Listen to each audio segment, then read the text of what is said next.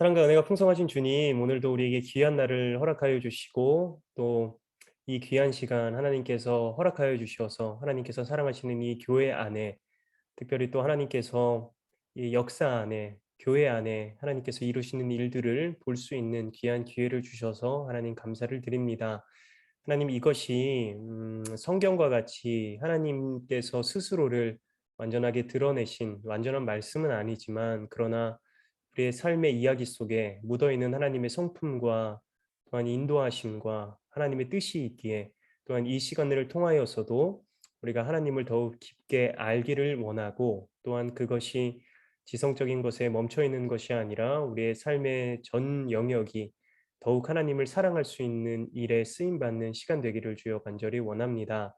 강의를 준비한 이나 또 함께 참여하시는 모든 성도님들이나 하나님 안에서 또한 겸손함으로써 지나가는 시간이 되게 하여 주시고, 이 시간들을 통하여서 우리의 삶이 더욱 하나님 앞에 더욱 붙어지고 자라나고 성숙해져 갈 수 있는 귀한 시간이 되게 하여 주시옵소서. 주 앞에 모든 영광을 올려드리며 살아계신 예수 그리스도의 이름으로 기도드립니다. 아멘. 네, 감사합니다. 오늘도 이렇게 와주셔서 너무 감사하고요. 일단 먼저 제가 지난주에 제일 이 어린 이 소자가 건강이 좋지 않아서 휴강을 하게 돼서 너무 죄송합니다. 네, 제가 최대한 해 보려고 했는데 목이 너무 좋지 않았어 가지고요. 감기 때문에. 그래서 박 목사님과도 뭐 이야기 나누니까 듣는 분들이 많이 거북하실 것 같다. 그러셔서 네, 부득이하게 휴강한 점을 너무 죄송스럽게 생각하고요. 어 이제 앞으로 사실 저희가 11월 그 10 일이 있는 주까지, 오늘이 5 주차 강의, 주차로 해당되면 5번째 주지만 네 번째 강의가 진행이 되게 돼요. 사실 강의 계획이 기억나시는지 모르겠지만, 이제 마지막 8 주차 때는 사실 제가 강의를 어느 정도 이렇게 랩업을 하겠지만, 근데 이렇게 성도님들이 같이 좀 이렇게 참여하실 수 있는 시간이 있으면 어떨까, 그런 생각이 들어서 그렇게 좀 준비를 하려고 제가 기대를 하고 있는데, 아무쪼록 그 8 주차에 이르기까지 저희가 다루고자 했던 내용들을 저희가 잘 분배해서 놓치는 거 없이 잘 다룰 수 있도록 하겠습니다. 그리고 8 주차 때 참여 수업은 어떻게 해 볼까 좀 고민을 했는데, 어 그냥 어떤 막 누가 프레젠테이션하고 이런 거보다는 그냥 성도님들께서 혹시 이렇게 느끼셨던 점들을 한 편의 수필 혹은 시도 괜찮고, 아니면 뭐 선교사님들이 많이 남기셨던 일기 형식도 괜찮고, 뭐 그렇게 한번 저희가 그 글들을 모아서 함께 좀 은혜들을 나눠 보는 것이 어떨까라는 생각이 들었어요. 그래서 이건 말 그대로 숙제라기보다는 그냥 참여하시는 것에 이렇게 의의가 있는 것이고, 모두 다 해 주시면 좋지만 만약에 뭐 상황이 안 되시거나 뭐 이렇게 하시기 어려우신 분들은 스킵하셔도 괜찮습니다. 자세한 내용은 제가 이번 주에 올라온 강의 링크를 보내 드리면서 그 이메일에서 이렇게 그 쓰셔야 되는 혹시 내용들이 어떻게 쓰시면 좋을지에 대한 가이드라인을 드리도록 할게요. 네. 그렇게 해서 그냥 지식을 넘어서 성도님들이 이 제전 들으시면서 혹시 마음의 도전이나 삶의 은혜들이 있었다면 그것들을 나누는 것도 또 우리 교회의 역사 안에서의 어떤 중요한, 또 이렇게 함께 은혜 나누는 기회가 될 수 있을 거라고 생각이 듭니다. 네, 그래서 그렇게 참여해 주시면 너무 감사하겠고요. 오늘은 부득이하게 제가 쉬는 시간을 중간에 가지진 못할 것 같아요. 그래서 쉬는 시간 없이 한 번에 진행하되, 뭐 자유롭게 만약에 일이 있으시면 화장실에 가고 싶으시면 자유롭게 이렇게 왕래하셔도 괜찮을 것 같습니다. 네. 그러면 오늘 강의를 한번 시작해 보도록 하겠습니다. 네. 화면이 다 보이시죠? 잘 보이시죠? 네. 일단 4강 네 번째, 5주 차지만 네 번째 시간이고요. 이 네 번째 과를 시작하기 전에 뭐 잠깐 1, 2, 3과의 내용을 한번 뒤돌아본다면 뭐 굵직굵직한 우리가 뭐 이야기들이 있었죠. 첫 번째 주차에는 이제 성경이 어떻게 기독교가 어떻게 한국에 전해 왔는가에 대한 어떤 설도 함께 살펴봤고, 그리고 그 이후에 성경이 어떻게 전해졌는지 영국으로부터 또 왔던 뭐 대령을 통해서 군인을 통해서 또 원하지는 않았지만 여기에 휩쓸려 들어온 네덜란드인들을 통해서 뭐 성경에 간접적으로 전해지기도 하고, 그 이후에는 이제 직접적으로 성경이 일본의 이수정 선교사님과 그리고 만주의 존 로스 선교사님, 그리고 그를 도왔던 많은 이들을 통해서 성경이 번역되고, 또 성경이 이제 그 권서인들이라는 그분들을 통해서 자신들의 고향에서 뿌려지게 되는 일도 우리가 살펴봤습니다. 그리고 토마스 선교사님도 아마 기억이 나실 텐데요. 한글 성경은 아니었지만 그 이전에 중국어 성경을 가지고 이 땅을 밟자마자 순교하셨지만, 또 그분의 어떤 끝까지 포기하지 않는 그 하나님에 대한 열망을 통해서 이 땅에 교회가 세워지는데, 소래 교회가 세워지는 데에도, 널다리 교회죠. 널다리 세문안 교회가 세워지는 데에도 중요한 역할을 했었다는 것들을 우리가 살펴보았습니다. 그리고 지난주에는 언더우드 선교사님, 지난주가 아니죠. 지지난주죠. 네. 2주 전에는 어 장로교 언더우드 선교사님과 그리고 감리교 아펜젤로 선교사님께서 어떤 마음으로 또 어떠한 사역들을 주요적으로 하셨는지, 뭐 의료 사역과 교육 사역, 성경 번역 사역, 이것들에 대해서 우리가 함께 살펴보았고요. 그리고 그 3 주차 마지막 시간에는 이제 네비우스 선교 정책, 자립, 자치, 네, 자전이라는 이 세 가지 원칙으로 그 교회 이 한국 땅에 여러 교단들이 들어왔을 때 선교사님들이 함께 연합하기도 하고, 또 지역을 나눠서 자신들에게 맡겨진 그 땅에 이제 복음을 전하는 그런 중요한 선교 정책으로 인해서 교회가 이렇게 잘 성장할 수 있었다라는 내용에 대해서 살펴봤습니다.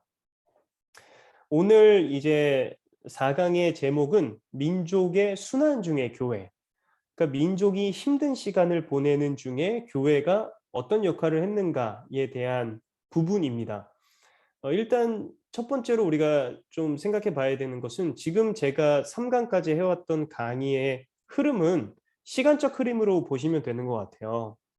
그러니까 아주 1700 년대에서부터 1900년 1800 년도 말에 이르기까지, 그러니까 성경이 전해지는 과정, 번역되고 전해져서 교회가 생성되는 과정, 시간의 흐름대로 왔다면, 오늘은 이게 지금 3강 뒤에 시간적 흐름으로 자리 잡고 있는 이야기라기보다는 그 3강의 내용, 그 시대에서 일어났던 일으로 생각해 보시면 될 것 같아요. 그러니까 선교사님들이 무슨 일을 했는가를 3강에 살펴봤다면, 이번 4강 때는 그 시대 때에 민족에 어떤 힘든 일이 있었고, 이 나라에 그 힘든 과정에서 교회가, 선교사님들이 어떠한 일들을 했는가에 대한 초점을 좀 맞춰서 그 시간을 보시면 되겠습니다. 그래서 그걸 이해하고 나서 우리가 다음 주에 이제 대부흥 운동, 그러니까 원산 대부흥 운동과 평양 대부흥 운동에서 살펴볼 그 이야기가 오늘 또 나누게 되는 어떤 시대적 이해 안에서 또 다시금 이해하시는 데 좀 도움이 되실 수 있을 것 같다는 생각이 듭니다. 네, 그러면 한번 들어가 본다면, 일단 이 민족의 순환이 상당히 이 짧은 기간 동안에 그 조선이 힘든 일을 많이 겪었어요. 그러니까 1894 년에는 청나라와 일본의 전쟁이 일어나게 됐는데, 너무나도 비극적인 것은 이 전쟁이 청나라도 아닌 일본도 아닌 이 조선 땅에서 일어난 전쟁이었다라는 것이죠. 그리고 나서 이제 1895 년도에는 명성황후, 나라의 국모인 황후가 일본인, 그러니까 일본인의 한 파송을 받은, 일본으로부터 보냄을 받은 그저 한 군부의 장군 하나가 이 조선의 나라의 국모를 시해하는 일이 벌어지게 됩니다. 그것도 아주 처참하게 시해하는 일이 벌어지죠. 그리고 이후에 1904년에는 러일 전쟁. 물론 이것이 이 조선 땅에서 일어나진 않았지만 많은 이들이 징병되고 그리고 비극적인 사건들을 많이 보게 됐던 일이었고, 그리고 1910년에는 한일 병탄이라고 말하는, 뭐 예전에는 한일 합병이라는 말을 쓰기도 했지만 근데 이것이 합병이 아니라 이 탄해할 만한 이 슬픔의 순간이다라고 해서 요즘에 한일 병탄이라는 말을 많이 쓰는데요. 아무튼 뭐 20 몇 년 동안에 거의 이렇게 엄청난 일들이, 굵직굵직한 일들이 이 땅에 있었다는 거죠. 그리고 아시다시피 이 많은 선교사님들이 이 땅에 오셨던 시간도, 그러니까 미국, 캐나다, 뭐 네덜란드 등에서 선교사님들이 많이 오셨던 시간도 1800년도 중반 이후에, 뭐 1870년도에서부터 1900 초반대에 많이 오셨고, 실제로 우리 잘 알고 있는 것처럼 평양 대부흥 운동은 1910년에 일어났고 그보다 몇 년 전에 원상 대부흥 운동이 일어났거든요. 그러니까 이 땅에 그 기독교가 전해지고 교회가 왕성히 세워지고 하나님의 말씀이 부흥하여서 왕성해지는 그 시간이 바로 이 시간대 안에서 일어난 일이라고 보시면 될 것 같습니다. 그러니까 나라가 아주 평안하고 문제가 없는 시간이 아니라 이 나라의 국민들은 상당히 힘든 어려운 시간을 보내고 있었던 시간이었다라는 것이죠. 네. 이제 좀 내용들을 자세히 살펴보면 지지난주에도 잠깐 나눴었지만 이제 1876년도에 일본과 한국이 강화도 조약이라는 것을 맺게 됩니다. 그러니까 이것은 뭐 평등한 조약이 아니었다고 저도 그때 말씀을 드렸던 것이 기억나실 텐데요. 이제 강화도 조약으로 인해서 일본한테는 이 조선에 좀 개입할 수 있는, 조선에게 경제적 활동을 할 수 있는 문이 열리게 된 것이었어요. 그래서 강화도 조약 이후에 일본이 계속해서 지나친 무역 활동을 합니다. 뭐 일본의 어선들이 들어와서 조선의 배들이 이 원래 어선 역할을 해야 되는 그곳을 뺏기도 하고, 나라에 직접적으로 들어와서 어떤 그 경제 체계의 이 불균형을 만들어 내기도 했어요. 그래서 강화도 조약 이후에 일본의 어떤 이런 횡포들이 조선에 슬슬 자리 잡기 시작하죠. 이게 외적으로 오는 어려움이었다면 이후에 6년 뒤에 1882년에는 이모군란이라는 것이 또 나라 안에서 일어나게 됩니다. 이 이모군란이 뭐냐면 이모년에 일어났던 군대의 난이에요. 근데 이게 어떤 것이냐면 제가 몇 주 전에 아주 잠깐 설명드렸지만 흥선대원군이 나라를 이끌고 있을 때 쇄국 정책이었다가 흥선대원군이 물러나면서 민씨 일가가 나라를 이제 정권을 잡게 되는 것이죠. 그때에 그 민씨 일가가 정권을 잡게 되었을 때 그 흥선대원군과 그를 따르던 그 무리들이 이제 그 반발을 하기 시작한 거죠. 왜냐하면 그 흥선대원군은 말 그대로 옛 것, 옛날 것, 옛 군대, 우리의 것, 이것을 지키는 것이었다면 새롭게 세워진 민씨 일가는 새로운 것을 이제 받아들이는 입장이었다 보니까 군인들도, 옛 군인들은 이제 무너지고 잊혀지고 중앙에서 점점 밀려지게 되고 신식 어떤 기술을 가진 군인들로 그 자리가 대체됐던 거예요. 그러니까 이제 옛 군인들에게 있어서는 이게 우리가 이럴 수 없다. 우리가 흥선대원군과 함께 다시금 이 정권을 찾아야 된다라고 생각해서 이제 난을 일으킨 겁니다. 그래서 이모군란이 1882년에 일어나게 되는데 이 사진이 이모군란 때의 어떤 군인들의 모습이에요. 이때 그때 당시 신문물을 받아들이면서 일본과의 교류도 잦아졌는데 한국에 조선에 머물고 있었던 일본인이 7명, 또 어떤 역사적 기록에서는 14명이 살해됐고, 그 살해된 것 때문에 일본이 이제 이 정부에 다시금 추궁을 하게 되는 상황이 됐죠. 일본인이 죽었기 때문에 말이죠. 그리고 또 당시의 황제였던 이 고종은 청나라와 더 가까운 인물이었기 때문에 일본의 문물을 받아들이지만, 그래서 청나라에도 이 이모군란 사태에 도움을 요청해요. 그래서 청나라의 군대도 이 고종을 돕기 위해서 내려오게 되죠. 그러니까 지금 이 조선 땅에서 일어나는 일의 해결을 일본과 청나라가 이제 맡게 된 것 같은 그림이 된 거예요. 그러니까 일이 있으면 고종이 이제 그 청나라의 도움을 받고, 일본은 이제 계속해서 한국 조선으로 막 개입해 오는 상황인 겁니다. 그러니까 점점 상황이 심각해지는 거예요. 일본이 더 많이 개입하고 청나라도 더 많이 개입하니까 이제 이후에는 일본의 개입이 계속되면서 일반 어민들, 농민들도 많은 피해를 입게 됩니다. 예를 들어서 쌀, 뭐 곡물, 뭐 인삼, 뭐 이런 것들을 일본이 여기서 아주 싼 값에 그걸 사서 자신들의 나라에 가서 비싸게 파는 것이 이제 이익을 남기는 수단이 되어서 상당히 조선에서 걷어들이게 되는 곡물들을 많이 일본이 가져가게 되니까 실질적으로 이 조선 땅에 있는 이 백성들이 먹을 것이 없어지게 되고 점차 이 경제 불균형이 생기기 시작하는 거죠. 그래서 이때에는 이 전 국민적으로 반외세, 반일 감정이 많이 올라와 있던 시간이었습니다. 네, 이것이 제가 지금 드렸던 설명의 내용이고요. 그리고 이 이후에 이것이 한 10몇 년 정도 10년 정도 진행된 이후에 일어난 사건이 동학운동이라는 사건이에요. 동학운동. 이 동학운동이 상당히 좀 중요한 부분이 있는데, 왜냐하면 이 동학운동으로 인해서 선교사님들이 많이 뭐 위축이 되시기도 하고, 실제로 선교의 사역이 좀 축소되기도 하고 피하시기도 하고 그랬어요. 그러니까 이 동학운동을 사실 우리가 볼 때 지금 한국의 이 동학운동을 평가할 때 상당히 좋은 점을 많이 드러내죠.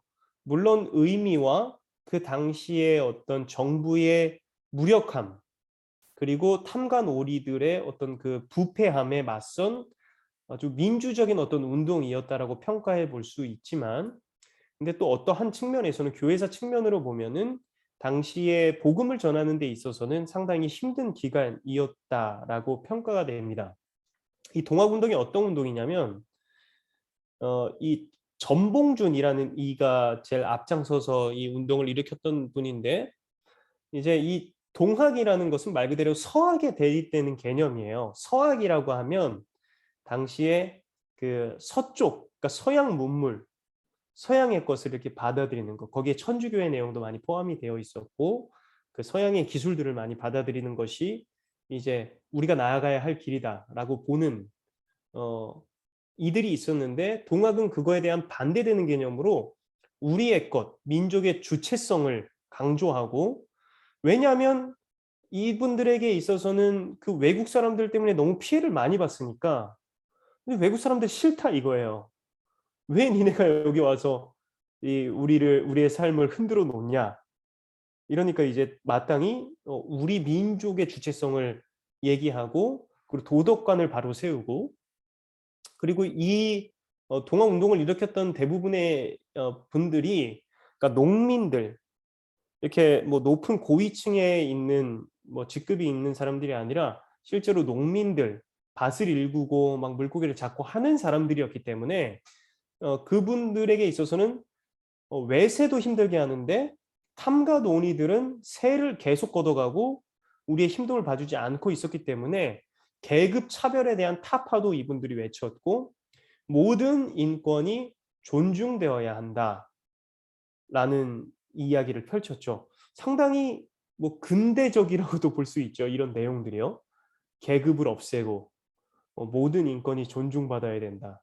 그래서 그들이 내세웠던 모토는 구세재민이라는 모토였습니다. 구세재민.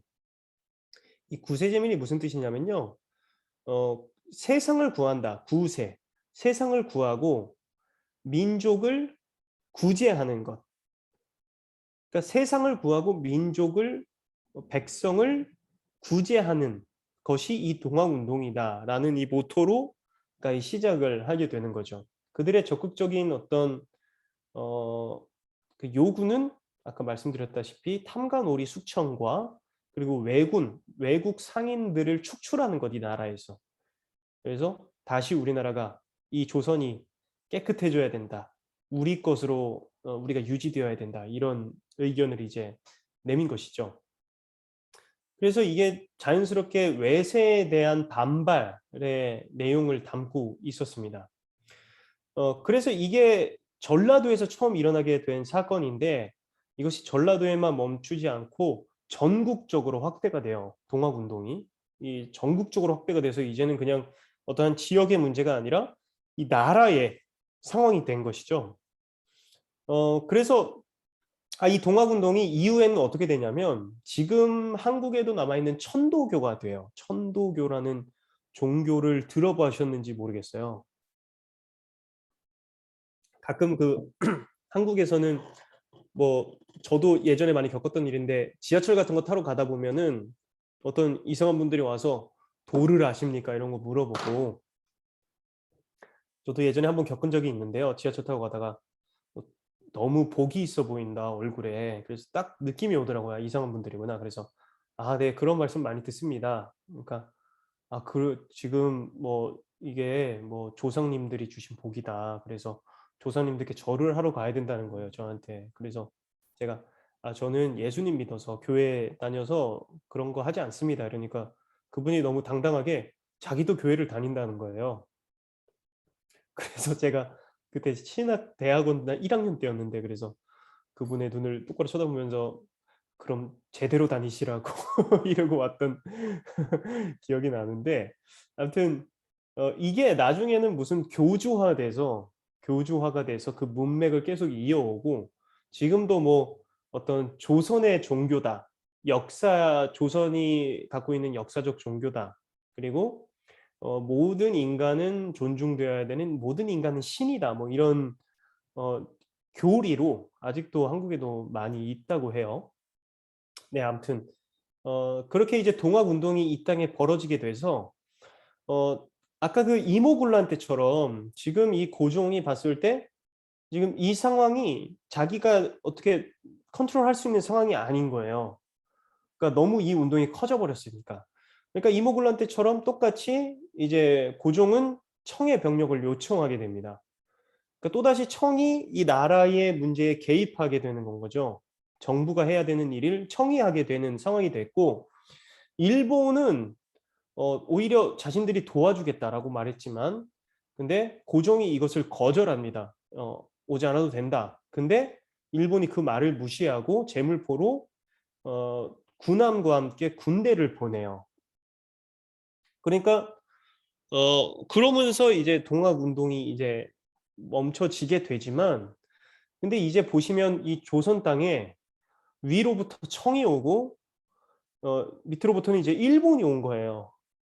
그러니까 이제 이 땅에서 누가 조선을 갖냐의 싸움이 된 거죠. 이 무력한 고종이 아니라 이제 이 땅의 실질적인 주인이 누가 되냐? 청나라가 되냐? 아니면 일본이 되냐? 왜냐하면 일본은 뭐 역사적으로 우리가 잘 알고 있지만 이후에 러일 전쟁이 있는 것도 이제 이들이 조선을 딛고 북으로 나아가고 싶은 열망이 있는 거예요, 그들에게 있어서는. 그게 제국주의로. 그러니까 이 조선을 빨리 함락하고 그다음에 자신들의 꿈을 더 펼치러 나아가야 되기 때문에 이제 청에게 물러설 생각이 없었고, 청도 역사적으로 조선을 소국처럼 생각하고 있었기 때문에 이제 여기서 이제 부딪히게 되는 거죠. 그래서 일어나는 게 이 청일 전쟁입니다. 청일 전쟁이 1894 년, 그러니까 동학 운동이 일어났던 같은 해에 일어나게 되죠. 그 동아운동이 이후에도 뭐 맥을 가져가고 있긴 하지만 근데 그 이후에 이 청일 전쟁이 일어나게 됩니다. 그래서 역사학자들이 때로는 이 동학 운동이 어찌 보면 민주적으로 일어난 인 운동이었지만 근데 실질적으로는 일본이 조선에 이렇게 깊숙이 관여할 수 있는 계기를 준 사건이기도 하다라고 이야기를 하기도 해요. 네, 아무튼 그것은 또 판단하는 분들에 따라서 역사를 보는 관점에 따라서 많이 다를 것 같은데 이제 1894 년에 청일 전쟁이 일어나게 됩니다. 그러니까 이게 얼마나 비극적인 일이냐면 조선 땅에서 어 다른 나라 사람들이 와서 전쟁을 벌이는 거예요. 그러니까 전쟁이 왜 일어났는지도 대부분 모르셨을 것 같고 그냥 총이 쏴지고 포가 쏴지고 전쟁이 일어나는 게 저희 그냥 우리가 살고 있는 삶의 터전에서 다른 나라 사람들이 와서 싸우는 거죠. 이게 얼마나 비극적이에요. 이유도 없이 가족을 잃기도 하고 집을 잃기도 하고 피난을 가야 되기도 하고 어떤 이들은 실제적으로도 이 전쟁에 같은 조선인인데 어떤 이는 청나라의 편으로 어떤 이는 일본군의 편으로 싸서 서로를 죽이는 일이 일어났다고 합니다. 그래서 결론적으로는 이제 일본이 이 청일 전쟁에서 승리를 하게 되죠. 우리가 역사적으로 잘 알고 있다시피. 그래서 청일 전쟁에 승리를 하게 되는데 여기서 상당히 좀 제가 여러 자료들을 찾아보면서 좀 슬펐던 게 뭐냐면 우리가 뭐 이수정 선교사님의 이야기도 들었을 때 뭐 그런 생각이 저도 들더라고요. '아 그냥 일본이 너무 그냥 우리 이 역사적으로 원수와 같은 존재'라고 생각을 했는데 근데 사실 기독교가 이 땅에 전해지는 데에도 일본의 많은 그 영적 지도자들이 해준 역할들이 있었거든요. 그러니까 복음을 전하고 성경 번역을 돕기도 하고 그런 역사들이 있었구나 이런 생각이 들었는데 너무나 슬픈 게 그 영적 지도자들이 이 청일 전쟁이 일어나고 일본이 승리를 했을 때 이것이 마치 하나님의 은총이면서 은혜인 것처럼 이 조선과 이 중국 땅에 하나님께서 기회를 주셔서 은혜를 전할 수 있는 기회가 됐던 것처럼 이야기하는 자료들이 있더라고요. 그것도 아주 유명한 일본의 어떤 지도자께서 일본의 전쟁 승리를 하나님께 감사하는 동시에 광화의 조약이 성립되었다는 소식을 환영하여 만민의 아버지이신 하나님을 찬미하지 않을 수 없는 것이다. 동양 전체의 이익은 이 전쟁의 종국과 함께 크게 더해질 것은 의심할 여지가 없다. 그러니까 이게 사실 뭐 모르겠어요. 이걸 어떻게 판단해야 될지는 모르겠지만 근데 이 신앙이라는 것이 어 이게 얼마나 다른 것과 섞였을 때 이게 얼마나 그 본질을 잃게 되는가. 이 신앙이라는 것이 그냥 말씀 안에 있는 진리가 아니라 그것이 어떤 자신의 열망이나 뭐 이익이나 또 역사적인 상황 안에서 그것이 혼합되었을 때 주는 진리에서 멀어진 내용들을 여기서 볼 수 있더라고요. 그래서 사실 하나님의 진리 안에서 생각을 해 본다면 사랑 안에서 생각을 해 본다면 그 땅에 목숨을 잃은 이들, 집을 잃은 이들 그리고 서로를 향해 총불리를 겨눌 수밖에 없었던 그 비극적인 사건 안에서 또 당시에 일본의 교회 공동체가 가져야 되는 마음들도 분명히 있을 텐데 근데 일본의 어떤 제국주의 안에서 그 신앙이 변질되어 가는 모습들이 있는 것 같아서 개인적으로는 좀 아쉽다는 생각이 많이 들었습니다. 그래서 이 동학운동이 있을 때에 기독교의 배척이 있었고 그래서 선교사님들이 힘든 시간들을 보냈고 그 이후에는 또 청일 전쟁으로 인해서 자신들이 사역하고 또 돌보던 백성들이 뭐 전쟁의 피해민이 되고 자신들이 사역하던 데에 어려움이 있게 됐던 것이죠. 근데 중요한 건 뭐냐면 이 동학운동과 청일전쟁을 지나면서 이 나라에 있는 이들이 이런 생각을 하게 됐다는 거예요. '진리가 무엇일까? 그리고 소망이 어디에 있을까?' 잘 생각을 해 보면 동학운동이라는 것도 상당히 큰 희망이지 않았겠습니까? 그 백성들에게. 그러니까 외세로부터 자기 것을 빼앗기고 그리고 탐관오리로부터 이 늘 핍박당하는 이들에게 있어서 '모든 사람은 평등하다. 존중받아 마땅하다. 계급을 타파하고 이제 우리는 새로운 어떤 유토피아를 향해서 이데올로기를 향해서 우리가 새로운 나라를 건설한다. 이게 얼마나 가슴 뛰고 막 그런 일이겠어요. 근데 사실 그 동학운동도 변질되어서 나중에는 좋지 않은 결과를 만들어낸 부분들이 있고, 또 그것도 성공하지 못했고, 또 주변에 있는 국가들도 결국에는 자신들을 도와주는 것이 아니라 이 땅에서 전쟁을 하게 되는 결과가 왔을 때에 왕도 믿을 수 없고 정보도 믿을 수 없고, 그리고 도와주던 뭐 나라들도, 그리고 스스로의 어떤 일어나서 뭐 한 방향으로 가자고 했던 그 리더들도 믿을 수 없는 이 상황에서 백성들이 어디에 소망이 있을까? 진짜 우리가 믿어야 될 것은 무엇인가? 이런 의문들이 아마 그들의 마음속에 생기게 됐다라는 것입니다. 그래서 이것이 청일 전쟁 당시의 평양의 모습이에요. 거의 뭐 황폐화되어 있죠. 실제로 여기서 이 평양은 당시에도 많은 인구가 살고 있었던 지역인데 전쟁터로 완전히 돌변되었고, 썩은 시체가, 선교사님들의 어떤 일기들을 찾아보면 썩은 시체의 냄새가 수마일 앞에서까지 진동할 정도로 엄청 참혹한 현장이었다. 이렇게 이야기를 합니다. 그래서 이 시대적 상황에서 선교사님들이 사역을 하신 거죠. 이 전쟁과 이 어려움의 상황 속에서. 어 그러니까 교회도 그런 순환을 함께 겪게 되는 겁니다. 실제로 선교사님들도 아까 말씀드렸다시피 많은 고생들이 있었고, 동학 시대 때부터 전쟁을 경험하기까지 하신 거죠. 근데 중요한 것은 놀랍게도 이때에, 지금 이 시간대에 믿는 이들이 많이 생기고, 그리고 교회가 먼 곳에까지 새로 설립되기도 하고, 이 교회가 전쟁 가운데에 피할 곳이 필요한 이들을 보호하는 보호소의 역할을 교회가 하게 됐다라는 거예요. 어디도 갈 데 없고 집을 잃은 이들을 받아주고 돌보는 것이 교회의 역할이 되었다라는 것입니다. 그래서 이 당시에 그 선교사님들의 어떤 보고에 보면 이런 내용들이 있어요. 동학도들은 기독교를 박멸하거나 서용 선교사들을 추방하지 않고 오히려 예수교에 강력한 자극을 주고 복음 전파의 세계를 열어주었다. 불안한 상황이 기독교의 메시지 전파에는 비옥한 토양이 되었다. 그리고 동학 봉기가 실패했을 때 그것은 수많은 군중들로 하여금 더 절실하게 기독교의 귀를 기울이도록 만들었다. 그러니까 이 시대적 어려운 상황 가운데서 오히려 이것이 선교사님 개인적으로는 힘든 시간이었지만 봤을 때에 기독교의 사람들이 귀를 기울일수록 일 수 있도록 만든 시간이었다라고 말하는 겁니다. 실제로 1888년에는 1년 동안의 금교령이라는 게 내려져요. 그러니까 종교적 활동을 할 수 없는, 그것이 이제 명령으로 내려온 거죠.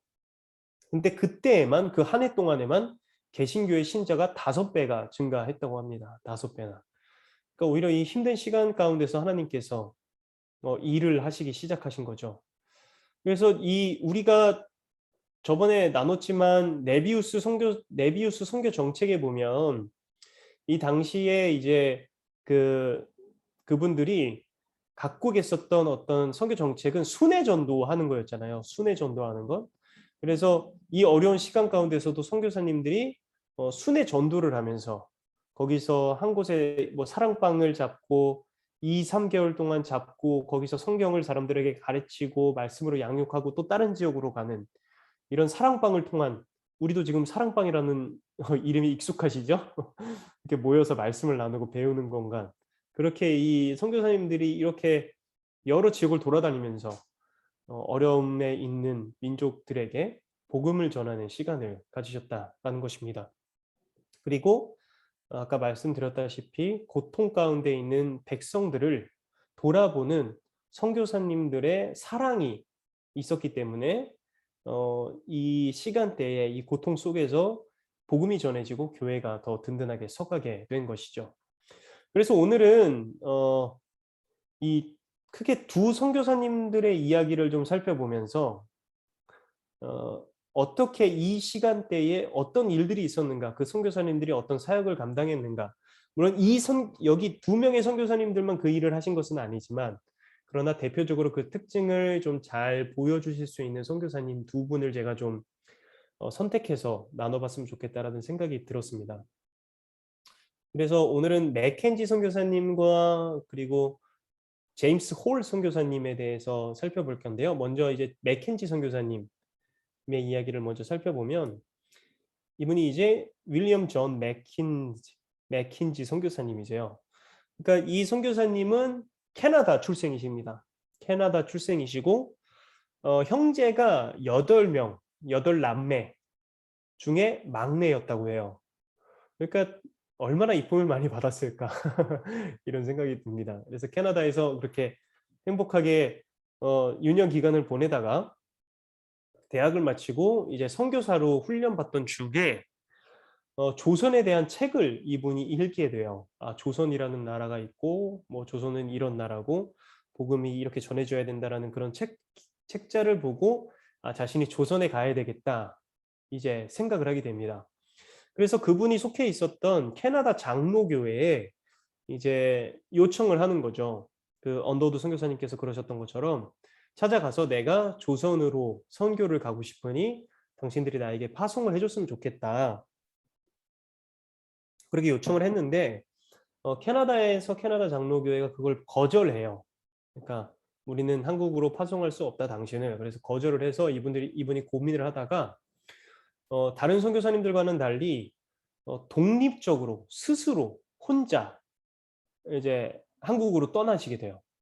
그러니까 이게 얼마나 큰일이냐면 사실 그 교단에 파송을 받는다라는 건 계속해서 지원 그리고 어떤 서포트를 해줄 뿐만 아니라 그게 뭐 재정적으로든 인력적으로든 그리고 계속 보고하고 그 가운데서 어떤 좀 도움이 필요한 부분들을 계속해서 공급할 수 있는 것이 교단의 역할일 텐데 기도해 주시는 분들도 교단에서 많이 있을 테니까요. 근데 이분은 그렇지 못해서 그냥 친구들에게 내가 선교를 떠나니 좀 전도비를 내라. 그래서 친구들이 준 전도비를 가지고 이제 조선으로 배를 타고 떠나세요. 그래서 이분이 그렇게 독립 선교사로 혼자 조선에 오셔서 이제 소래 지역에서 목회를 하게 되시는데 소래 지역 들어보셨죠? 소래교회 그 서경조 목사님과 서경조 목사님 기억나시는지 모르겠어요. 첫 번째 목사 안수를 받았던 그 개신교 교회 한국인들이 처음 세웠던 소래교회. 네. 그 소래교회 그 지역에 있는 소래에서 이제 정착하고 생활을 하시는데 이분의 마인드는 그냥 한국인과 완전히 내가 동화되어서 살아가야 되겠다라는 거예요. 그래서 옷도 한국인처럼 입고 집도 한국 사람 집에서 살고 먹는 것도 감자를 늘 먹고 그분의 일기에 보면은 지금 나에게는 뭐 우유나 버터나 뭐 브레드가 전혀 없습니다. 나에게 있는 것은 그저 감자입니다. 이런 글도 써 있어요. 그래서 그냥 한국인들과 함께 살겠다 이런 마음으로 오신 거죠. 그래서 그분의 모토를 이렇게 정했습니다. 그분 스스로가 한국을 제2의 고향으로 삼고 잠시만요. 한국을 제2의 어, 제가 기술적인 문제가 좀 있어서 잠시만요. 죄송합니다.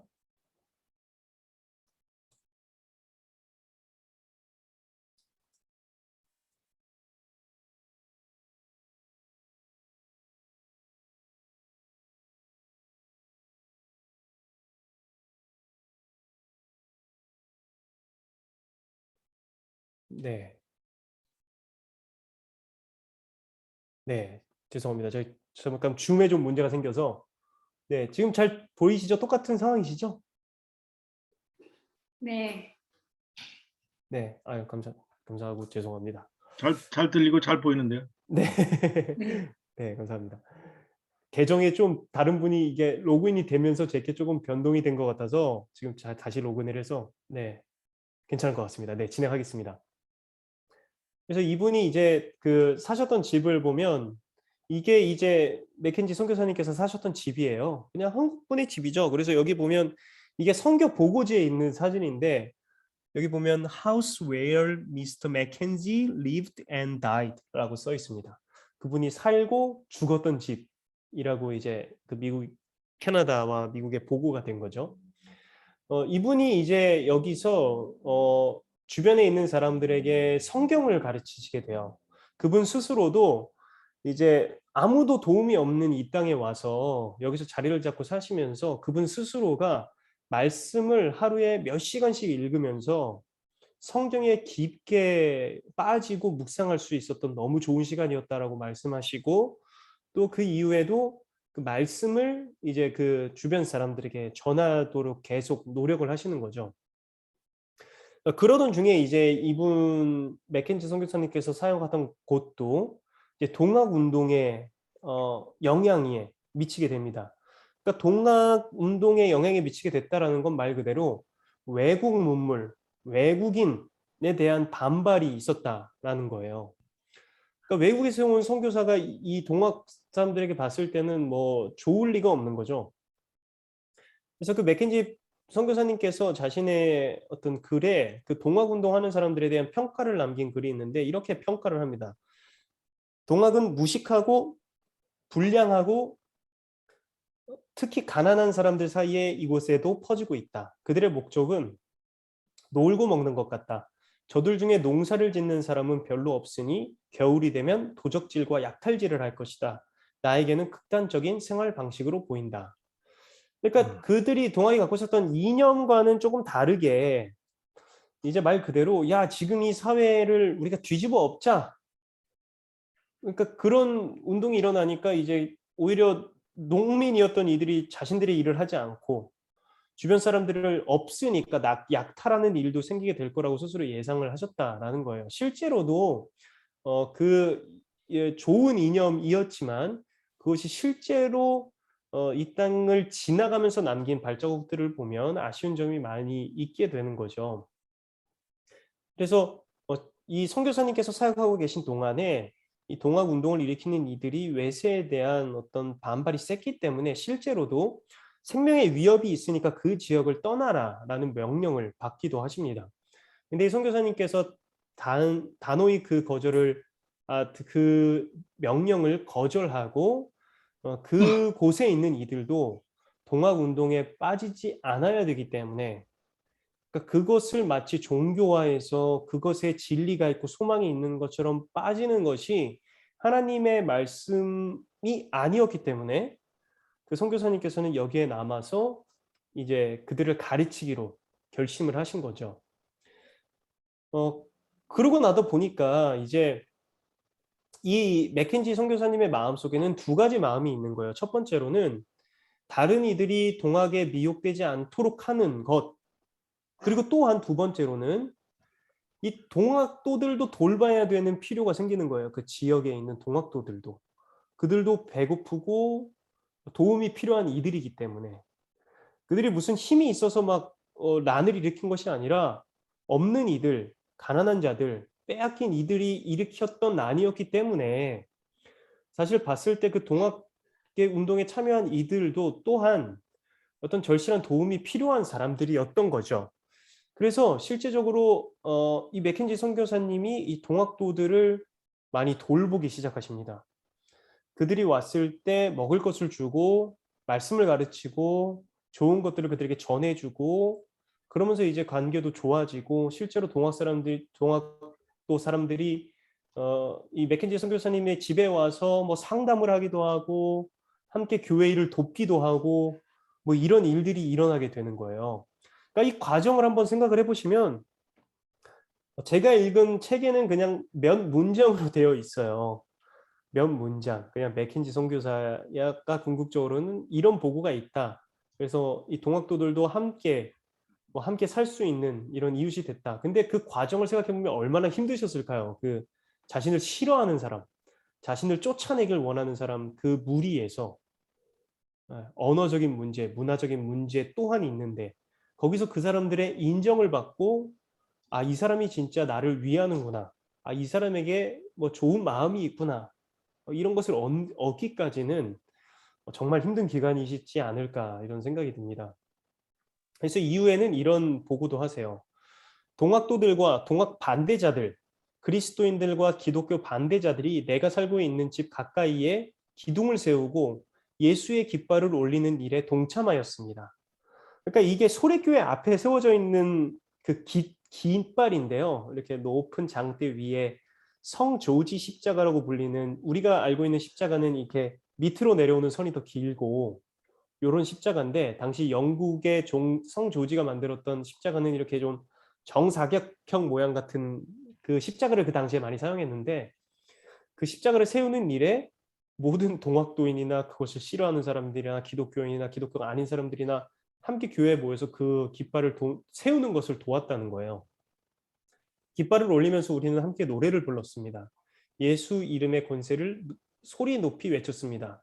모든 사람들이 자신들의 마음에 평화의 깃발이 휘날리기를 참으로 원했습니다. 그들 스스로가 서로에게 그것을 제의했던 것입니다.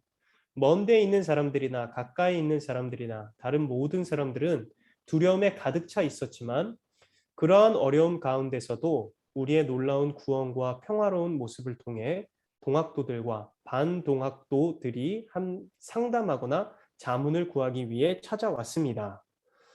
그러니까 이 시간들을 통해서 진짜 그 놀라운 일들이 일어난 거죠. 그 이념이나 상황이나 소속된 것과 상관없이 아까 말씀드렸다시피 그들 모두가 참된 평화가 필요하고 참된 구원이 필요했기 때문에 이 동학도가 갖고 있었던 구세재민, 세상을 구한다, 백성을 구제한다, 그것이 어떤 정치적 이념이나 리더 한 사람이 일어난 어떤 반봉공적인 이런 운동으로서 오는 것이 아니라 참된 진리 되신 예수 그리스도 안에서 진짜 구세재민, 세상을 이미 하신 그분의 내용이 전해졌을 때 그들의 마음도 이렇게 함께 동참할 수 있게 된 것이죠. 사진을 보면 여기 보시면 오른쪽에 있는 것이 이제 그 소래교회고요. 여기 깃발이 보이시죠? 여기 와, 네, 이것이 성 조지라고 정말 불리는 요새 네, 그 십자가의 놀란다. 모양입니다. 이것이 이제 그 당시에 동네에 사는 뭐 동학도나 동학도 아닌님이나 기독교인이나 기독교 아닌 사람들이 모여서 함께 세우고 이 앞에서 노래를 부르고 함께 평화를 갈망했던 그 순간이 일어났던 것이고, 그것을 통해서 사실 맥켄지 선교사님께서 얼마나 이 간절한 마음으로 또 하나님의 마음으로 이 지역에서 사역을 하셨는지를 보게 되는 거죠. 그래서 당시에 서경조 목사님이 여기 교회를 또 섬기고 계셨고, 그때는 목사님은 아니셨지만 영수로서 섬기고 계셨고, 그리고 맥켄지 선교사님도 서경조 목사님과 함께 이 소래교회를 함께 섬기게 됐어요. 그리고 이후의 일을 잠깐 본다면 이 소래교회에 사람들이 많이 모이게 되자 이제 건축을 하시기로 결정을 해요. 그때까지는 맥켄지 선교사님이 살아 계셨는데 건축이 진행되면서 이제 맥켄지 선교사님께서 순교하시고, 그 헌당 예배를 드릴 때 우리가 지지난주에 살펴봤던 언더우드 선교사님께서 이 소래교회에 오셔서 헌당 예배를 이제 인도하시게 되는 거죠. 그래서 그때 말씀드렸다시피도 그때 서경조 목사님, 뭐 서흥찬 그 어르신 그 얘기와 언더우드 선교사님이 만난 이야기를 했었는데, 그 언더우드 선교사님께서 소래교회 오시기 전까지 소래교회를 이렇게 섬기셨던 분이 바로 이 맥켄지 선교사님이셨습니다.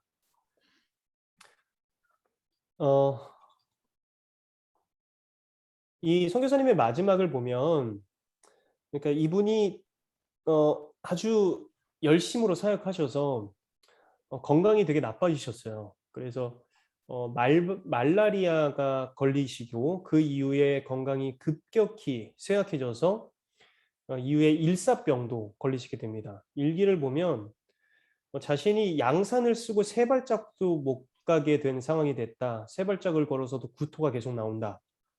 이렇게 일기에 써서 이제 뭐 편지를 보낸 내용들도 있더라고요. 자신이 뭐 당시에 약을 얼마나 많이 먹는지 알면 뭐 어머니가 놀라실 거다, 뭐 이런 편지의 내용도 있어요. 그리고 점점 시간이 갈수록 이 몸에 그 열을 갖고 있다라는 것이 결국에는 이제 정신적인 문제까지 일으키게 돼서 뭐 정신 착란까지 일으키게 돼서 특별히 이 맥켄지 선교사님께서 이후에 쓰신 그 글을 보면 필체를 거의 알아볼 수 없는 정도가 될 때까지 몸이 그렇게 악화되시죠. 그러니까 그렇게 열심히 사역하시고 막 순회 전도를 다니시면서 결국에는 몸이 너무 약해지셔서 그 죽음이 일사병 때문이라고 볼 수도 있고 뭐 '바이러스에 감염됐다.'라고 보는 분들도 계신데 아무튼 그런 일사병 증세로 인해서 계속 건강이 악화되십니다. 그래서 이제 뭐 어디도 도저히 갈 수 없는 상황이 되신 거죠. 이런 상황 가운데서도 이제 어머니께 쓰신 편지가 있는데 그 편지의 한 글귀에 이런 내용이 있습니다. "어머니, 나의 마음은 더 이상 평안할 수가 없습니다. 예수님은 나의 유일한 희망입니다." 그렇게 정신이 흐려가신 상황 안에서도 어머니께 편지를 쓸 때 이런 내용을 적어서 이제 어머니께 보내시기도 했습니다. 저는 이 문장이 너무 어 참 마음이 너무 어 뜨거워지고 감사해지는 게 결국에는 이분이 섬기셨던 그 동학도들, 또 동학도에게 피해를 입은 이들, 또 주변에 있는 모든 사람들이 결국에는 소망 없는 상황에서 소망을 찾는 사람들이었던 거예요. 그러니까 뭐 아까 말씀드렸다시피 나라도 정부도 왕도 주변의 강대국도 우리 옆에 뛰어나 보이는 지도자도 그들에게 소망이 될 수 없었던 거죠. 근데 맥켄지 선교사님이 말씀하시는 이것이 "예수님은 나의 유일한 희망입니다."라고 말하는 이 내용이 아마 이분의 삶을 통해서 주변 사람들에게도 '아 진짜 소망이 여기 있구나.'라는 것들을 이 고백처럼 그렇게 삶으로 울려 보내셨기 때문에 주변 사람들도 그렇게 마음이 많이 하나님께로 이렇게 나올 수 있는 은혜를 얻지 않았을까라는 생각이 들고요. 사실 이분의 마지막은 좀 비참합니다. 이분의 마지막을 본 분이 이제 아까 말씀드렸던 서경조 목사님께서 그의 죽음에 대해서 남기신 기록을 보면 이분이 결국에는 맥켄지 선교사님께서 의식이 완전히 나가서 정신 착락인 증상이 되어서 갖고 있던 권총으로 스스로 목숨을 끊었다.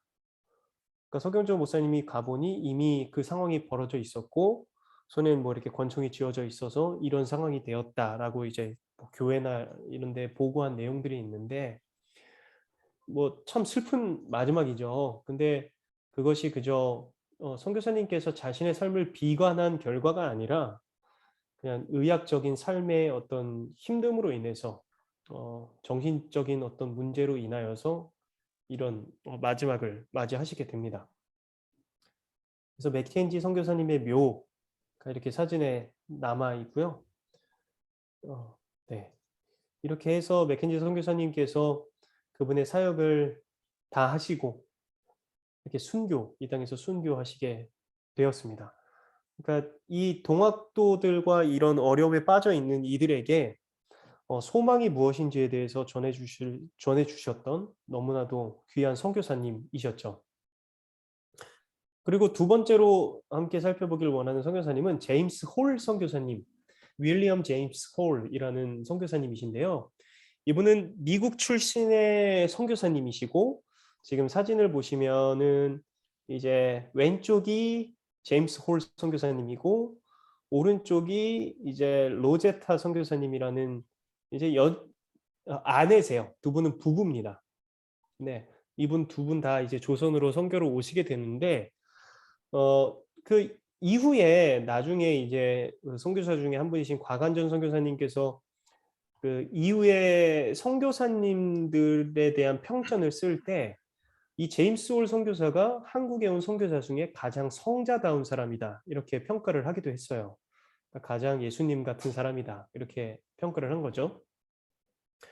그러니까 이 두 분이 조선에 오게 된 이야기는 상당히 좀 재밌더라고요. 제가 보니까 이 처음에 이 오른쪽에 계신 로제타 선교사님께서 이분이 이제 의과대학을 졸업하시게 돼요. 근데 이게 왜 졸업하시게 되냐면 한국에 의사가 필요하다는 정보를 듣고 한국의 의료 시설이 너무 부족하다라는 정보를 듣고 아 내가 의료 선교사가 돼서 이제 한국에 가야 되겠다 생각을 해서 이제 의과대학을 졸업하고 그리고 뉴욕에 있는 한 병원에서 이제 실습을 하게 됩니다. 이제 실습을 통해서 실전 경험이 쌓이고 나면 이제 한국으로 조선으로 이제 선교를 떠나시려고 이제 준비하는 기간인 거예요.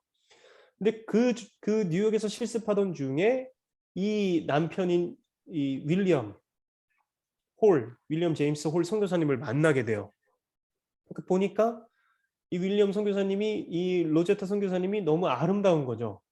그리고 너무 성실하고 너무 신실하고 그래서 '이런 짝이 없겠다.'라고 생각을 한 겁니다. 아마 다 뭐 이렇게 성도님들의 남편분께서 성도님들을 보셨을 때 느끼셨던 것과 같은 그런 감정일 거예요. 네.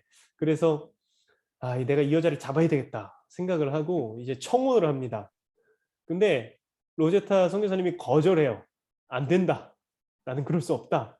그러니까 비극적이죠. 근데 "왜 그러했냐? 왜 그러냐?" 물어보니까 뭐 그 대화를 제가 실제로 외울 수는 없지만 로제타 선교사님이 "당신은 이미 중국 선교사로 가기로 내정되어 있다." 그러니까 실제로 윌리엄 선교사님이 그분도 이제 이 실습을 마치면 중국으로 의료 선교사로 떠나시기로 되어 있던 거예요. 근데 "나는 조선에 가야 되니 당신은 중국에 가야 되고 그래서 우리는 결혼을 할 수가 없다." 이렇게 이제 퇴짜를 놓으신 거죠. 근데 이제 이 윌리엄 선교사님이 너무 괴로운 거예요, 마음이. '아 이 여자가 나의 반쪽인데 너무 괴롭다.' 그래서 고민하다가 이분이 이제 선교부에 요청을 합니다. "나를 조선에 보내 달라." 네. Wow. 나를 조선에 보내 달라." 그래서 Lucky for us. 그래서 그래서 결국에는 그 선교부가 감사하게 이제 그 윌리엄 선교사님을 조선으로 보내게 해 주시고 그리고 결혼하시고 오지 않으시고 이분들이 1891년 12 월에 한국에 도착하시는데 그로부터 한 7 개월 뒤 1892년 6 월에 한국에서 두 분이 이제 결혼을 하시게 됩니다. 이것이 뭐 기록되기로는 "한국에서 치러진 첫 서양식 웨딩이었다."라고 얘기하기도 하더라고요. 네 아무튼 두 분이 그렇게 결혼을 하시게 되죠.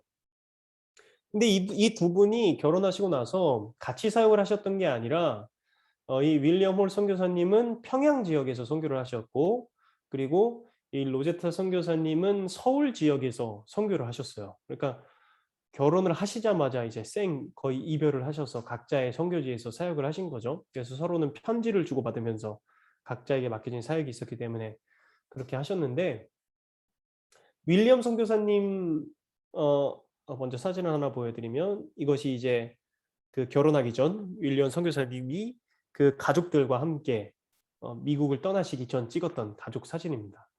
네.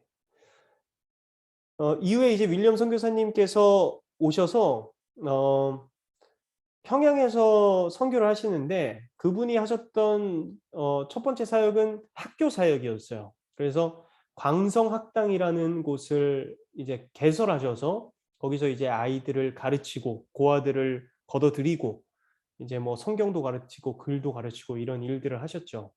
그래서 그 광성학당이 아직도 남아 있어서 현재 서울의 그 광성고등학교로 남아 있어요.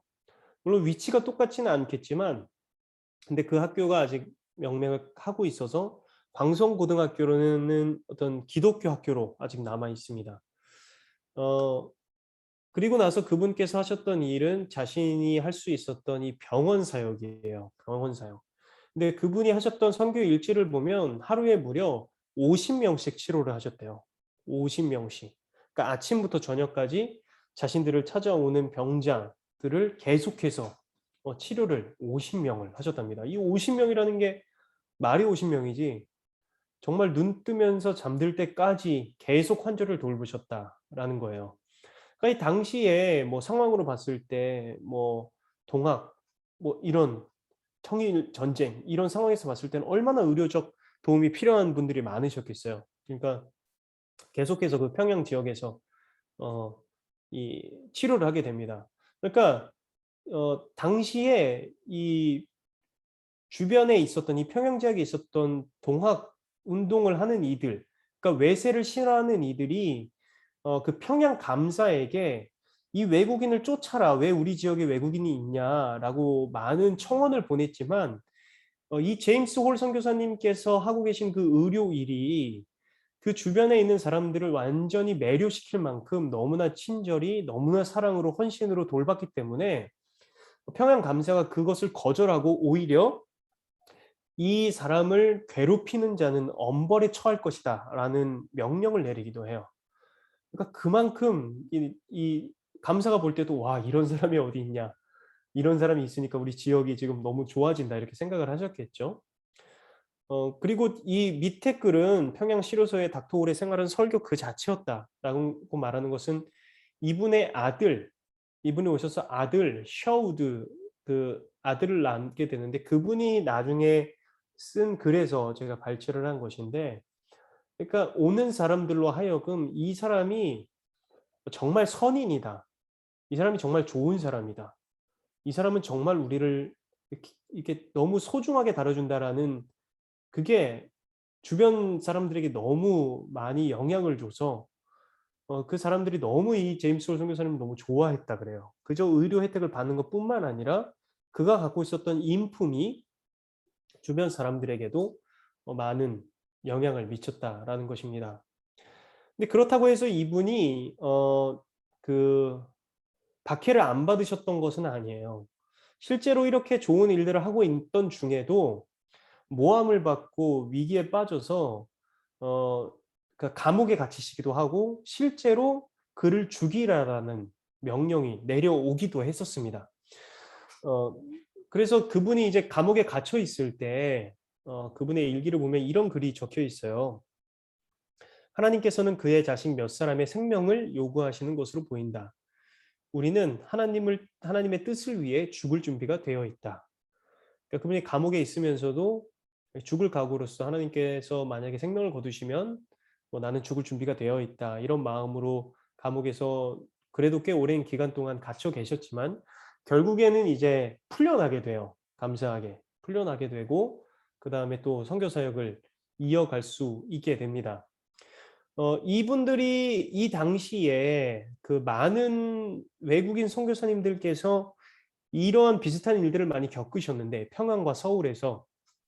근데 이 고난을 통해서 어 얻어지게 된 결과가 있어요. 그분들 스스로가 말하기를. 첫 번째로는 뭐냐면 이 선교하는 동역자들과 관계가 엄청 끈끈해졌다라는 거예요. 그러니까 이 동역자라고 말하는 건 선교사들끼리의 이야기이기도 하지만 또 선교사를 돕는 이 조선 사람들, 주변의 동역자들, 그러니까 그분들이 함께 이 어려움을 겪으면서 선교사님들을 위해 기도하고 또한 포기하지 않는 선교사님들을 보고 그분들과 함께 '아 이분들은 정말 우리와 함께 하시는 분들이구나.' 이런 끈끈한 유대 관계가 생겨서 이후에 사역을 하는 데 있어서 더욱 깊은 유대 관계 안에서 동역을 할 수 있게 된다라는 거죠. 두 번째로는 이 선교사님들이 이런 박해를 받았지만 그러면서도 여전히 계속해서 백성들을 섬겼기 때문에 그들이 이런 박해 가운데서도 도망가거나 피하지 않고 그 자리에서 끝까지 백성들을 돌봤기 때문에 선교사들을 향한 긍정적인 어떤 신뢰가 생기게 된 거죠. 그러니까 자신의 나라가 아니지만 지금 이 조선인들이 겪고 있던 위기를 자신의 문제처럼 다룸으로써 선교사들에 대한 신뢰가 지역 주민들에게 생기게 됐다라는 것입니다. 그리고 세 번째로는 선교사 스스로도 죽을 위기를 넘음으로 인해서 '아 하나님이 진짜 살아계시고 하나님이 이 일을 원하시는구나. 하나님이 우리를 이것을 위해 이 땅에 보내셨구나.'라는 것을 스스로도 영적으로 성장하고 경험할 수 있는 계기가 됩니다. 그러니까 이 박해들을 통해서 오히려 관계적인 거나 영적인 면이 더욱 단단해져 가는 시기를 보냈던 것이죠. 어 아까 말씀드렸다시피 이 제임스 홀 선교사님이 있으셨던 곳은 평양이었고 평양에 아까 사진 보여드렸던 것처럼 거기는 전쟁터였어요. 그래서 이렇게 고아들과 찍은 사진이 제임스 홀 선교사님과 있는 것처럼 이분은 이렇게 전쟁터로 집을 잃은 이들을 거두고 치료하고 이곳저곳을 돌아다니면서 계속해서 이제 수많은 사람들을 계속 치료하셨는데 결국에는 한국에 온 지 2년밖에 안 돼서 과로로 감염이 되시고 결국에는 이제 순교하시게 됩니다. 그러니까 2년 동안의 기간 동안에 그분이 치료했던 환자들, 그리고 또 그분이 계속해서 가르쳤던 이들, 또 고아들, 정말 뜨겁게 이 사역을 2년 동안 감당하시고 순교하시게 된 것이죠. 그래서 이 선교사님께서 이 땅의 하나의 미랄로서 이 땅에 심겨지시게 됩니다. 그리고 이 가정의 이야기는 이것으로 끝이 아닌 게 이후에 보면 이제 그 또 아내분, 아까 말씀드렸던 로제타 셔우드 홀 선교사님의 이야기도 진행이 되는데요. 이분이 이제 로제타 홀 선교사님이십니다. 네. 반할 만큼 되게 아름다운 미모를 가지셨던 것 같아요. 근데 이분께서 이제 그 선교사님께서 돌아가셨을 당시에 이 로제타 선교사님은 어디 계셨냐면 첫째 아들 셔우드 홀을 데리고 미국으로 가셔서 둘째를 이제 출산하시기 위해 하셨어요. 둘째 딸을. 이제 그래서 둘째 딸을 그곳에서 출산하시고 이제 남편이 없는 이 조선 땅에 다시 돌아오게 되세요. 그러니까 다시 선교를 하러 돌아오신 거죠. 남편은 그곳에서 순교했지만 자신에게 맡겨진 사명을 감당하기 위해서 다시 이 땅으로 딸과 아들을 데리고 이제 홀 어머니가 되어서 이 땅에 다시 오십니다. 근데 너무나 슬프게도 온 지 얼마 되지 않아서 둘째 딸이 풍토병으로 사망하게 돼요. 순교하게 돼요. 그래서 이제 이분이 아들을 데리고 이 땅에서 살아가시게 되는 거죠. 참 어떤 마음이셨을까 이런 생각이 드는데 네. 얼마나 하나님의 부르심 앞에서 하나님의 그 사명 앞에서 얼마나 그것이 자신의 인생에 정말 중요한 그 근간을 이루는 것이 되어 있었기에 남편을 잃고 또 딸을 잃게 되는 이 땅에서 사역을 계속 하시게 되는지 참 그 부분도 참 놀랐습니다. 이분이 오셔서 처음 사역하시게 되는 곳은 홀 기념병원, 이제 이 제임스 홀 선교사님이죠. 그분을 기념하는 그 기념병원이 그 지역에 생기게 돼요. 평양 지역에. 그래서 이 로제타 선교사님께서 이제 홀 기념병원에서 처음에 근무를 하시게 되시죠. 그리고 나서 이분께서는 이제 '여자 환자들을 돌봐야 되겠다.'라는 필요를 느끼셔서 강회 여원이라는 병원을 개원하시고 이것은 이제 로제타 선교사님께서 이제 수술하고 계신 모습을 어 사진으로 담아 놓은 것입니다. 그래서 이분께서 의료 사역으로 인해서 이제 여자들을 위한 병원도 개원하시고 또 어린이들을 위한 당시에는 뭐 어린이 전문 병원이 없었는데 어린이들을 위한 병원도 개원하세요. 그리고 이분께서는 교육에도 관심이 많으셨는데 특별히 어떤 특수 교육에도 그 관심이 많으셔서 그러니까 그런 소외된 사람들이 너무 이분들한테는 소중한 거죠. 그래서 어 맹아 학교, 그러니까 맹인 학교, 눈을 볼 수 없는 이들을 가르치는 맹아 학교도 처음으로 이 한국 땅에서 시작하시게 됩니다. 이게 광해 여원의 모습이고 그리고 이것이 맹아 학교입니다. 사진을 찍는데 보면 눈이 보이지 않기 때문에 모두가 다 딴 곳을 보고 있어요. 다 일치되지 않는 방향을 보고 있지만 이들이 이전까지는 전혀 교육적인 혜택을 받을 수 없었지만 근데 이 로제타 선교사님을 통해서 이들도 이제 배울 수 있는 기회가 주어지게 된 거죠. 그러니까 이분은 이게 다 평양에서 하신 사역인가요? 네, 맞습니다. 네. 평양에서 하신 사역입니다. 그래서 최초의 맹인 학교도 시작하게 되고 점자도 교육을 하시게 됩니다. 이미 미국에서는 있었던 그 점자라는 것도 이 아이들에게 가르치면서 문자를 읽을 수 있는 것을 하셨죠. 그래서 이분이 계속해서 이제 이 한국 땅에서 이런 분들, 이 소외된 자들, 어린이들, 여환자들, 그리고 맹아들을 계속해서 교육하고 의료하는 일들을 계속하십니다. 근데 놀랍게도 이 이야기가 또 이게 끝이 아니에요. 음, 그의 아들 셔우드 홀과 메리안이라는, 그 메리안은 셔우드 홀의 아내 되시는 분이십니다. 그래서 이 아들 셔우드 홀도 이후에 미국에 가서 의사가 돼요. 의사가 되고, 그리고 나서 부인 메리안과 함께 결혼해서 이제 한국으로 오게 됩니다. 그래서 이분들은 어떤 일을 하냐면 당시에 이 메리안과 셔우드홀이 처음으로 가르치고 유학도 보냈던 한 여학생이 있었는데, 그 학생이 미국에 가서도 이제 처음으로 의사가 돼서 와요. 그러니까 한국인으로 첫 여의사가 된 거죠. 근데 그 여의사가 결핵으로 말미암아서 세상을 떠나게 돼요. 그래서 이 결핵을 우리가 이것을 해야 되겠다 생각을 해서 미국에서도 결핵 공부를 했었기 때문에 셔우드 홀 그 선교사님께서, 그래서 우리나라에 처음으로 결핵 협회를 세우십니다. 지금도 뭐 존재하는 그 결핵 협회를 개설하시게 되고 이 땅에서도 의료 사역을 계속 하시게 되는 거죠. 조선 땅에서. 근데 이후에 일본 시대 때에 이분이 이제 막 좋지 않은 일에 연루된 것 같이 그렇게 그 누명을 쓰시게 돼요. 그러니까 일본의 그 어떤 그 모략이죠. 그래서 결국엔 이분이 징병되고 궁극적으로는 이제 일본에서 쫓겨나시게 됩니다. 일본에서 도저히 조선이 이제 너희가 떠나라. 그래서 이분이 어, 미국으로 돌아가시는 게 아니라 인도에 가셔서 또 의료 사역을 하다가, 그리고 이제 이후에 나중에 미국에서 이제 여생을 보내시게 되시죠.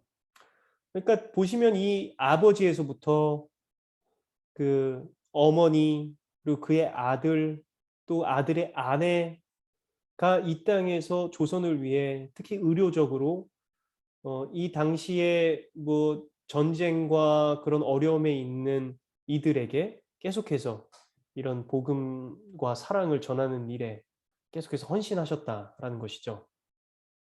그리고 이후에 이 셔우드홀 선교사님께서 91세가 되실 때 한국에 아까 말씀드렸던 제임스 홀 선교사님께서 세우셨던 그 광성학당이 광성고등학교가 됐다고 말씀드렸잖아요. 그리고 이분이 세웠던 결핵협회가 광성고등학교와 함께 이 셔우드홀 선교사님을 한국에 초청해요. 초청해서 이제 뭐 이렇게 모시게 되는 일이 있는데, 그 선교사님께서 이제 마지막으로 마이크를 잡고 하신 말씀이 이런 말씀입니다. 저는 이것은 먼저 떠날 때 이야기를 하신 건데요. 이거 잠깐 읽어 드릴게요. 조선을 떠나기는 참으로 가슴 아픈 일이다. 그러나 우리가 머문다면 우리는 물론 우리가 사랑하는 조선 친구들에게 더 큰 시련이 닥칠 것임은 너무나 자명한 일이다. 출발 시간이 가까워졌다. 나는 상념에서 깨어나 아이들을 불렀다. 그리고는 주머니에서 아름답게 수놓은 조선 국기를 꺼냈다. 해주에서의 환송연 때 조선 친구들이 기념품으로 우리에게 준 것이다. 나는 태극기를 펼친 다음 나뭇가지에 걸었다. 우리 가족은 태극기 주위에 모여 섰다. 우리 가족 5 중 4명은 조선에서 태어났다. 메리안도 생애의 전성기를 조선에 바쳤다. 우리 가족은 소리를 높여 만세를 외쳤다. 이게 이제 일본 때문에 떠나시게 됐을 때 그의 일기에 써 있었던 글이고, 이것은 그분께서 한국을 방문하셨을 때 91세 나이로 하셨던 말씀입니다. 저는 여전히 한국을 사랑합니다. 제가 죽거든 나를 절대로 미국이나 캐나다 땅에 묻지 마시고 내가 태어나서 자랐던, 또한 내 사랑하는 어머니와 아버지, 누이 동생이 잠들어 있는 한국 땅에 묻어주시기를 바랍니다. 그래서 그분이 궁극적으로는 이제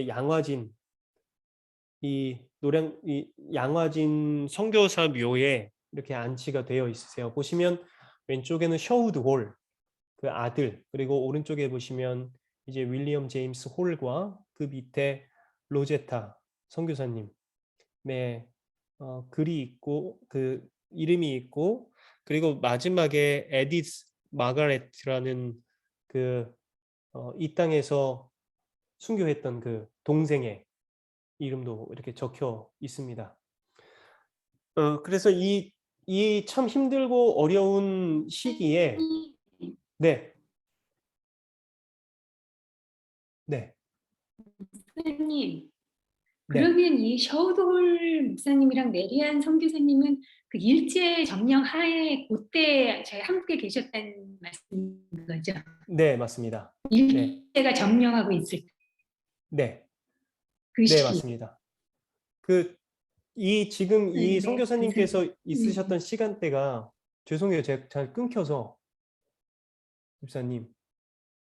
제가 이해한 질문으로는 일제 시대 때 있었던 분이시냐? 그쵸. 예, 셔우드 목사님이 일제시대 때 계셨고, 그때 쫓겨나시게 된 거란 말씀이신 거죠. 네, 맞습니다. 네. 네, 그렇습니다. 네. 감사합니다. 네. 그 책을 제가 나중에 한번 뭐 이게 여기서 구할 수 있는 책은 아니어서 되게 두꺼운 책이라서 그것을 뭐 추천 도서로 제가 올릴까 하다가 그 저희 교회 이 라이브러리에서는 그 책이 없다 그래서 그걸 또 보시기에는 고가라서 제가 사실 그 책의 내용을 다시 읽으면서 이 내용을 좀 살펴보니까 일제 시대 때에 그 선교사님들이 그 독립운동과도 밀접하게 관련이 되어 있어서 뭐 저희가 2주 뒤에 살펴보겠지만 그러니까 그런 문제로 인하여서 누명을 씌워서 쫓아내게 된 거예요. 어떤 돈의 비리를 너희가 얼마 정도 뭐 했다 뭐 이런 얼토당토하는 누명을 씌워서 이제 일제가 떠나보내게 된 거죠. 왜냐하면 그냥 소속은 미국인이기 때문에 그러니까 이 당시에 조선에 있는 외국인들은 일본 사람들이 함부로 할 수 없었기 때문에 그냥 떠내보낼 수밖에 없었던 거죠. 네. 그래서 이 선교사님들의 이야기를 보면서 좀 내용을 살펴본다면 그러니까 첫 번째로 우리가 좀 보게 되는 것은 이 시대가 갖고 있었던 그 어려움에 고개 돌리지 않았다라는 거예요, 교회와 선교사님들이. 물론 지금 제가 말씀드리는 교회라고 하는 단어가 제가 드린 말씀은 선교사님 이야기이기 때문에 뭐 선교사님을 교회까지 확장할 수 있냐 뭐 그렇게 생각하실 수도 있겠지만 근데 실제적으로 선교사님들뿐만 아니라 그 당시에 교회를 이루고 있었던 분들께서 하셨던 사역으로 이해를 하시면 될 것 같고요. 그러니까 이런 어려움 가운데서 그분들이 자신의 삶을 온전히 여기에 바치셨다라는 거죠. 이 민족이 갖고 있었던 어려움에.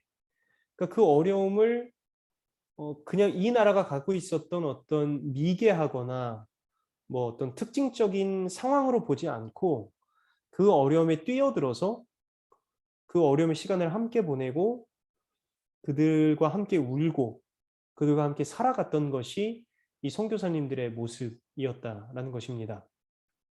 그러니까 이것이 사실 그리스도의 몸된 교회가 하는 역할인 거죠. 왜냐하면 예수님께서 갖고 계신 그 성품이 그분의 마음이 우리에게 보여주신 것이 그런 것이기 때문입니다. 예수님께서 병자를 위해 오셨다고 말씀하시고 죄인들을 위해 오셨다라고 예수님께서 말씀하셨고 또 자기 자신을 많은 사람들의 대속물로 주기 위해 오셨다라고 예수님께서 말씀하셨죠. 그러니까 그분께서 우리 가운데 보여주신 그분의 성품과 특징은 어렵고 좌절 그리고 소망 없음 가운데 살아가고 있는 이들에게 찾아가셔서 그들에게 소망을 주실 뿐만 아니라 그들의 소망이 되시고 그 어려움 가운데 있는 사람들의 역사에 뛰어드셔서 예수 그리스도께서 이루신 일들을 통해 이 땅에 구원이 일어나게 된 거죠. 그러니까 그분께서 성육신하셔서 이 땅에 몸이 되심으로 인해서 이제 그 몸이 찢겨짐으로 인해서 결국에는 이 땅의 구원의 길이 생명이 참된 소망이 이루어지게 된 거죠. 그런 의미에서 본다면 그러니까 우리를 몸된 지체라고 부르는 것 그러니까 우리를 교회를 그리스도의 몸이라고 부른다라는 것에서도 우리가 중요한 의미를 찾아볼 수 있는데 우리도 예수님처럼 성육신할 수 있다 이런 것이 아니라 제가 인카네이셔널 처치라고 해놨는데 성육신적인 교회. 그러니까 예수님께서 그러시지 않아도 되지만 이 처참한 인간의 현실에 내려오셨던 것처럼 우리 또한 인간에게는 어떤 등급이 있는 것은 아니지만 경제적으로 부족하다고 건강이 없다고 나보다 낮은 위치에 있는 사람은 없지만 다 똑같은 위치에 있는 것이지만 그럼에도 불구하고 예수 그리스도의 사랑과 우리의 도움이 필요한 곳이 있다면 그곳으로 하나님께서 부르심을 믿고 그리스도의 몸된 우리가 그리스도의 일을 해야 하는 것. 그러니까 이것이 이 현 시대 교회로서 우리가 갖고 있던 우리의 당면되어 있던 사명이라고 볼 수 있는 것이죠. 그러니까 교회를 세운 데에는 하나님의 우연이 결코 있지 않습니다. 하나님은 우리 교회를 결코 우연히 세우시지 않으셨죠.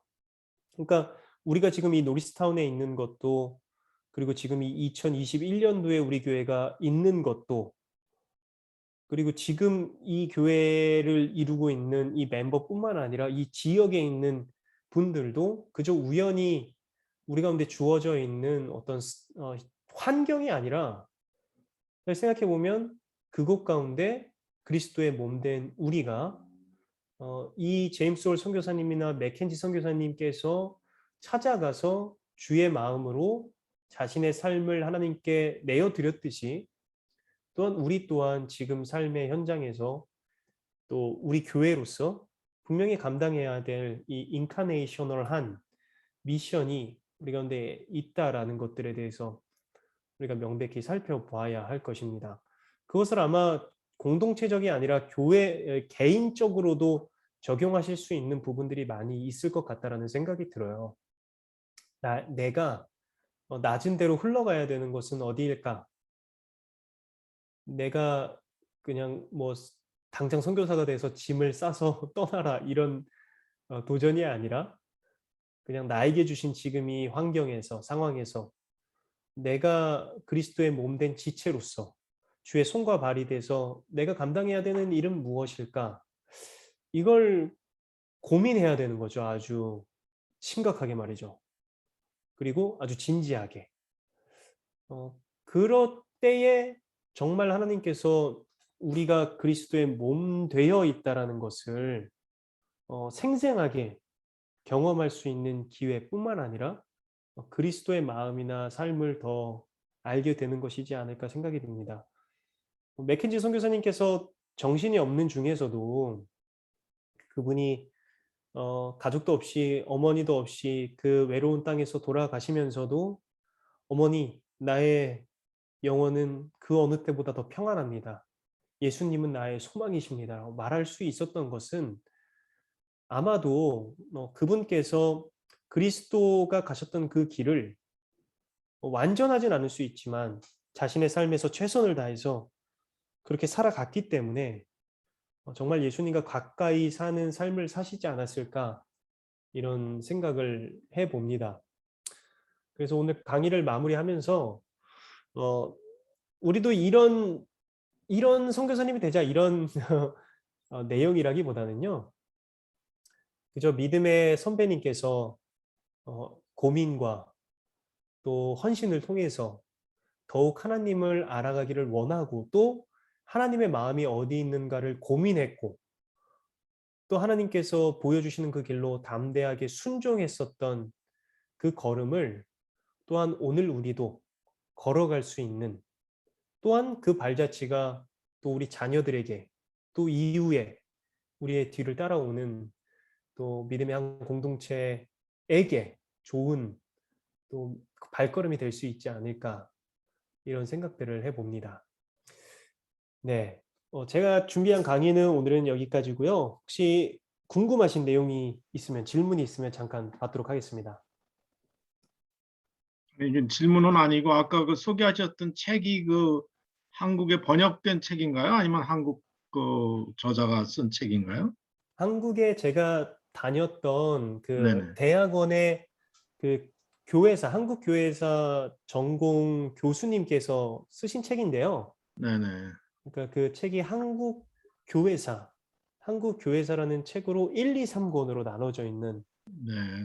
네, 박용규 교수님, 네, 박용규 박용규. 교수님께서 쓴 책입니다. 네, 그분이 현악교에 계시다가 글로 가신 분 아닌가? 그 이름이 비슷한 비슷한 분이 이름의 계세요. 목사님을 제가 전에 박은규 알았던 교수님 것 계세요. 같아가지고. 맞아요. 네네. 박은규 교수님이라고. 네네네. 네, 그 교수님도 제가 배웠던 교수님인데요. 네네. 그분은 지금 엑츠라는 예, 학교에서 거기서 이제 똑같이 교회사 교수님으로 계시고, 알겠습니다. 그리고 또 네, 충신대학원에 계신 교수님이 한 분 더 계시네요. 이름이 되게 비슷하세요. 네. 예, 예. 네. 알겠습니다. 네.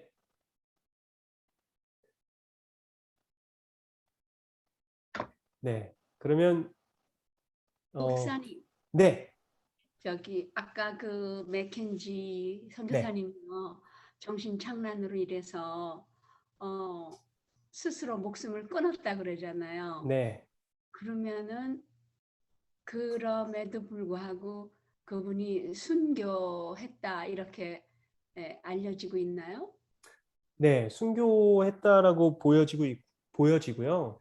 네. 그러니까 물론 그것을 이제 우리가 생각할 때 스스로 목숨 끊은 것에 대한 어떤 보수적 입장에서 본다면 그것이 그리스도인의 결말로 알맞는가에 대한 의문이 생기는 것도 맞죠.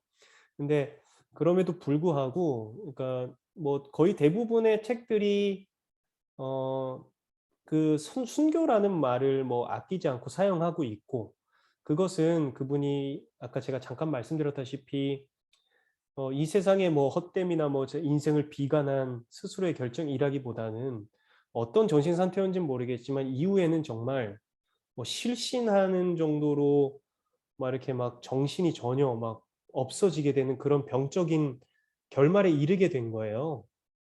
그렇기 때문에 네, 뭐 이렇게 좀 그냥 이게 참 비극적인 참 안타까운 결말이다. 네. 그분이 그러나 그렇게 되신 부분에 있어서는 몸을 아끼지 않고 사역하셔서 결국에는 그런 어 어떤 힘든 상황에 이르게 된, 좀 그분의 섬김이나 이런 부분에 더 초점을 맞추려고 하는 부분들이 더 많이 있는 것 같습니다. 네. 감사합니다. 네. 네. 그러면 질문이 없으시면 오늘은 그러면 제가 기도하고 마치도록 하겠습니다. 네. 네. 늦은 시간까지 너무 고생 많으셨습니다. 그럼 제가 잠깐 기도하겠습니다.